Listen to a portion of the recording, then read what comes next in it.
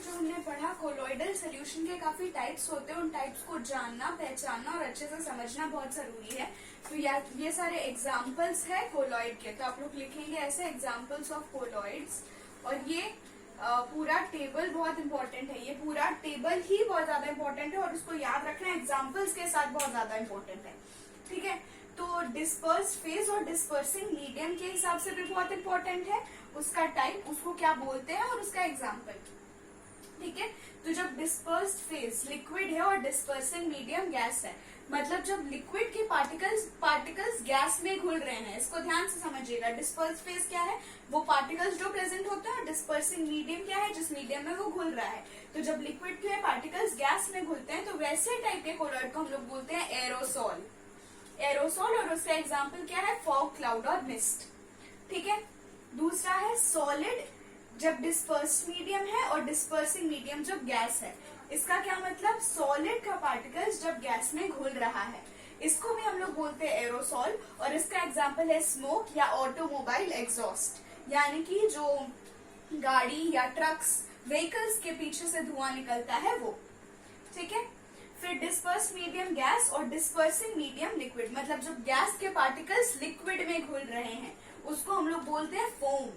और फोम का example shaving cream, आप लोगों ने अपने पापा को यूज करते देखा ही होगा।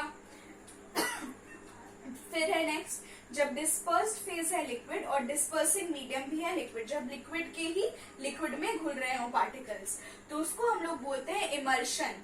लिक्विड लिक्विड अगर होगा तो उसको बोलेंगे इमल्शन, और उसका एग्जाम्पल है मिल्क। सबको पता है कि दूध में आधा दूध और आधा पानी होता है, आधा से ज्यादा पानी और कम दूध होता है शायद।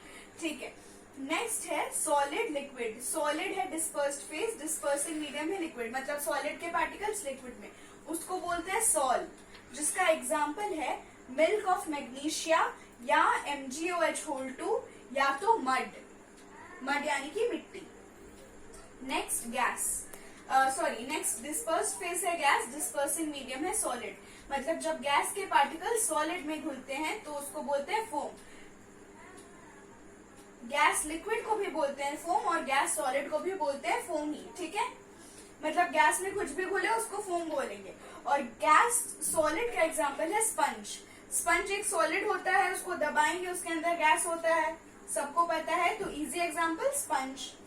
नेक्स्ट है डिस्पर्स्ड फेज लिक्विड और डिस्पर्सिंग मीडियम है सॉलिड, और उसको बोलते हैं जेल, और एग्जांपल है जेली, बटर या चीज। सब खाते हैं तो खाने वाला एग्जांपल क्या है, लिक्विड, सॉलिड, जेल। ठीक है, सॉलिड डिस्पर्स फेज भी सॉलिड, डिस्पर्सिंग मीडियम भी सॉलिड, इसको हम लोग बोलेंगे सॉलिड सॉल, और उसका एग्जांपल होता है मिल्की ग्लास, मतलब ग्लास में जब दूध जैसा टेक्सचर आ जाए वैसा। अब हमारा नेक्स्ट टॉपिक है separating components of a mixture, मतलब कोई मिक्सचर है उसके कंपोनेंट्स को हम सेपरेट कर रहे हैं। पहले आप लोग ये पूछ सकते हैं या सोच सकते हैं कि इतना मुश्किल से हमने मिलाया तो उसको सेपरेट करने की क्या जरूरत है। सेपरेट इसीलिए करना है ताकि हर एक कंपोनेंट को हम लोग उसके बाद प्रॉपर्ली स्टडी कर सके और देख सके कि वो क्या प्रॉपर्टी शो कर रहा है, इसीलिए separation of the component is important. ठीक है, अब हमें पता है कि हेट्रोजीनियस मिक्सचर्स को सेपरेट करना, हेट्रोजीनियस मिक्सचर्स के कंपोनेंट्स को सेपरेट करना थोड़ा इजी होता है। जैसे कि सैंड और वाटर को हम लोग फिल्ट्रेशन से, नॉर्मल फिल्ट्रेशन से सेपरेट कर देते हैं। कई बार जैसे हेट्रोजीनियस मिक्सचर ही हो जाएगा, जैसे दाल में कंकड़, उसको हम लोग हैंड पिकिंग से सेपरेट कर सकते हैं।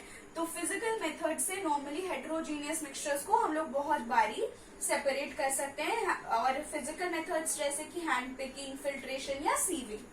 ठीक है, लेकिन होमोजीनियस मिक्सचर्स को सेपरेट के कंपोनेंट्स को सेपरेट करने के लिए हमें केमिकल मेथड्स यूज करने पड़ते हैं। तो अब हम लोग पढ़ेंगे कुछ केमिकल मेथड्स के बारे में। तो पहला समझते हैं, how can we separate cream from milk. Cream क्या होता है, क्रीम फेस में लगाने वाला नहीं, चलो पॉन्ड्स क्रीम फेस में लगा लेते, उसको दूध में डाल के सेपरेट करेंगे, नो। हमें पता है कि दूध के ऊपर जो मलाई जम जाती है उसको बोलते हैं क्रीम। ठीक है, तो उस क्रीम को हम लोग कैसे मिल्क से सेपरेट करते हैं। अब सचिन सोच रहा होगा शायद कि हम तो उठा के खा लेंगे, पर नहीं, प्रभात बताएगा कि नहीं खा सकते हैं। क्यों नहीं खा सकते प्रभात? खा सकते हैं यार, मैं भी खाती हूँ। पर नहीं, उसको सेपरेट करने के लिए एक स्पेशल प्रोसेस होता है, that process is called churning. तो how can we separate cream from milk? We separated by the process of churning. 1 marks का क्वेश्चन होगा, इंपॉर्टेंट है क्योंकि अभी नया नया इंट्रोड्यूस हुआ है 1 मार्क्स का क्वेश्चन. तो वैसे क्वेश्चंस के लिए ये सब आंसर्स याद रखना बहुत इंपॉर्टेंट है. एक तो ये हुआ. दूसरा ये है कि कई बारी लिक्विड में सॉलिड के पार्टिकल्स कुछ ऐसे घुल जाते हैं कि उसको हम लोग फिल्टर पेपर या फिल्ट्रेशन से अलग नहीं कर पाते हैं. हम लोग नॉर्मली फिल्टर करेंगे तो वो अलग नहीं होते हैं. तो ऐसे टाइम पे हम लोग एक प्रोसेस यूज करते हैं and the process is called centrifugation. Centrifugation.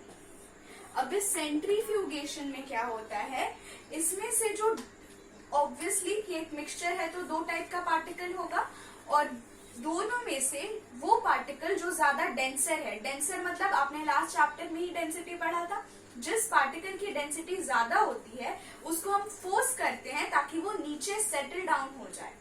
और वो कैसे करते हैं, बहुत हाई स्पीड में उस मिक्सचर को घुमाया जाता है और जब घुमाया जाता है तो जो डेंसर पार्टिकल होता है वो नीचे सेटल डाउन हो जाता है और लाइटर पार्टिकल्स ऊपर तैरने लग जाते हैं. इस प्रोसेस से हम लोग दोनों पार्टिकल्स को अलग अलग सेपरेट कर लेते हैं. तो आप लोग ऐसे लिखेंगे कि what do we do या which method is used when we cannot separate the solid particles from a liquid by filtration. Then we use the process of centrifugation, in which the principle is that the denser particles are forced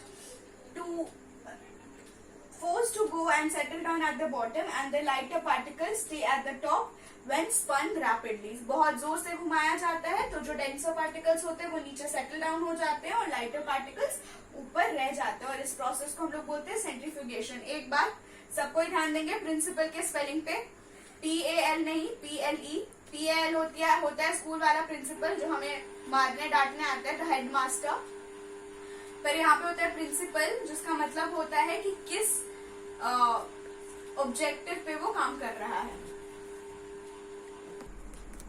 अब centrifugation जाना है तो उसके कुछ important applications होते हैं, तो उसको समझते हैं कि कहाँ कहाँ सेंट्रीफ्यूगेशन यूज होता है. सबसे पहले कि डायग्नोस्टिक लैब्स, मतलब वैसे लैब्स जहाँ पे टेस्टिंग होते हैं ब्लड सैंपल्स का, ठीक है. तो diagnostic labs for blood and urine test, urine और ब्लड टेस्ट में सेंट्रीफ्यूगेशन का यूज होता है. दूसरा, used in dairies to separate butter from cream. अब यहाँ पे ध्यान दीजिएगा, हमने अभी थोड़ी देर पहले पढ़ा to separate cream from milk और यहाँ पे है बटर फ्रॉम क्रीम. तो बटर फ्रॉम क्रीम के लिए यूज होता है सेंट्रीफ्यूगेशन, लेकिन क्रीम फ्रॉम मिल्क के लिए यूज होता है चर्निंग. तो यहाँ पे कंफ्यूज नहीं होना है, cream from milk churning, C से M, चर्निंग C पहले, और यहाँ पे बटर से क्रीम, यहाँ पे सेंट्रीफ्यूगेशन. ठीक है.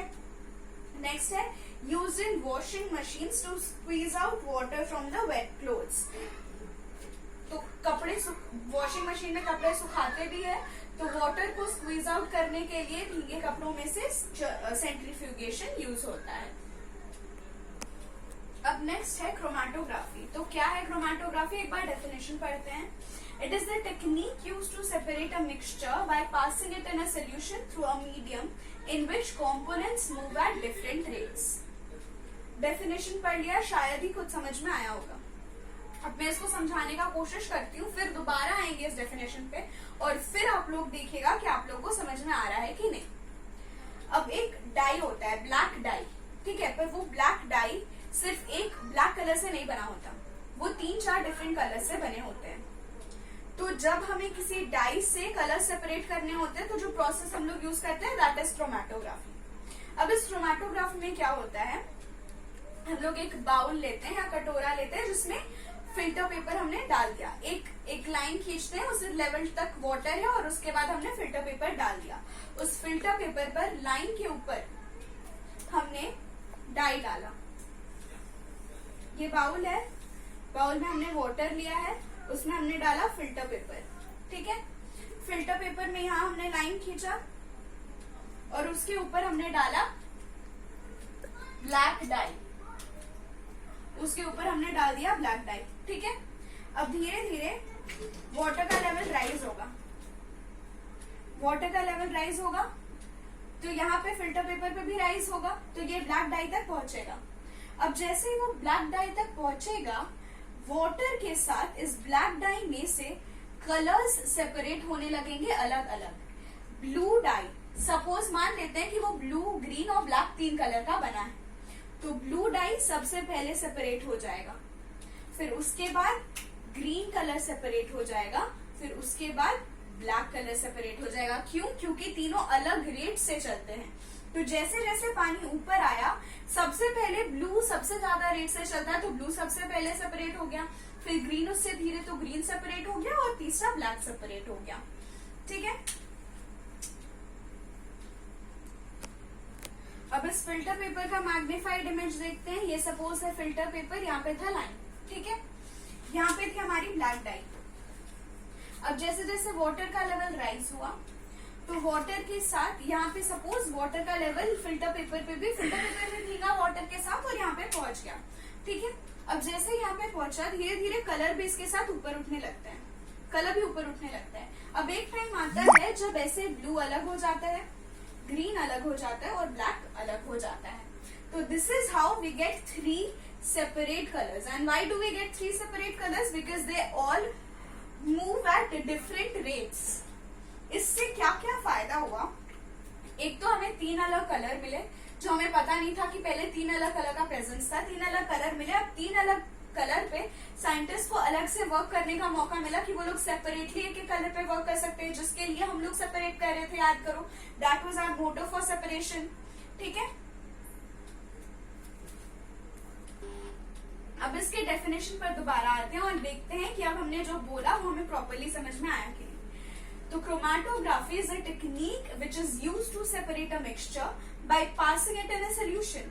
तो एक मिक्सचर था डाई का, जिसको हमने एक सोल्यूशन यानी कि वाटर में पास कर दिया, ठीक है, थ्रू अ मीडियम इन विच, अब वाटर ही मीडियम है जिससे कंपोनेंट्स डिफरेंट रेट में मूव हो रहे, components move at different rates. अब उस वाटर में से 3 जो अलग कलर्स है वो डिफरेंट रेट्स पे मूव होकर अलग हो गए। ठीक है, एक चीज याद रखिएगा, मैंने कलर्स बोला, आप कलर्स कभी भी एग्जाम में नहीं मेंशन करेंगे, आप बस ये बोलेंगे that the colours separate out because they move at different speeds. You will never mention the colours in your exams. मैंने सिर्फ समझाने के लिए बोला। आई होप आप लोगों को क्रोमैटोग्राफी प्रॉपरली समझ में आ गया होगा। तो इसके बाद एक नया टॉपिक स्टार्ट होगा जो हम लोग नेक्स्ट क्लास में करेंगे। तो आज के क्लास के लिए इतना ही रखते हैं। अगर आप लोगों को कुछ भी डाउट होगा तो आप लोग कॉल करके पूछ लेंगे, नहीं तो नोट्स बनाएंगे। नहीं समझ में आया तो दोबारा सुनिए और मेरे को पूछिए अगर कोई डाउट है तो।